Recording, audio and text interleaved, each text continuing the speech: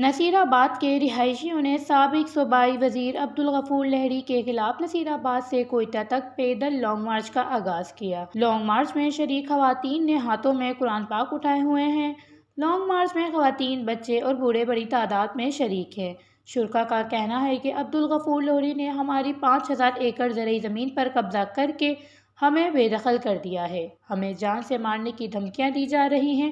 انہوں نے مزید کہا، ہم گزشتہ کئی سالوں سے ان زمین پر آباد ہیں، مگر چند سالوں سے لہری برادری کی جانب سے ہماری زمینوں پر ناحق قبضہ کرنے کی کوشش کی جا رہی ہے۔ کئی مرتبہ ہماری زمینوں پر آ کر فائرنگ کے ذریعے ہمیں ڈرا دھمکا کر بھگانے کی کوشش کی گئی ہے، جس سے ہم بہت پریشان ہیں۔ انہوں نے کہا، اس لیے ہم فیملی سمیت IG بلوچستان سمیت دیگر اداروں سے انصاف کے لیے ڈیرہ مراد جمالی سے کوئٹہ کی طرف پیدل لانگ مارچ کر رہے ہیں تاکہ ہمارے ساتھ ہونے والے ظلم و زیادتی کا نوٹس لیا جائے اور قبضہ مافیا کے خلاف قانونی کارروائی کی جائے، جس سے ہماری زمینوں پر ہمیں آزادی سے جینے کا حق دیا جائے۔ واضح رہے، چند سال قبل 2 اقوام منجو برادری سے لہری برادری میں بھی زمین کے تنازع پر جھگڑا ہوا، جس کے نتیجے میں دونوں طرف سے لوگ بھی مارے گئے، لیکن انتظامیہ اس مسئلے کو اب تک حل نہ کر سکا۔ اس جھگڑے کی وجہ سے منجو برادری کی طرف سے احتجاج بھی کیے گئے تھے، لیکن کسی پر کوئی اثر نہیں ہوا۔ مجبوراً منجو برادری نے عورتوں اور شیخوار بچوں کے ہمراہ ایک مرتبہ پھر سے ڈیرہ مراد جمالی سے کوئٹہ کی طرف قرآن پاک اٹھا کر IG بلوچستان کے دفتر تک پیدل لانگ مارچ کا فیصلہ کیا ہے۔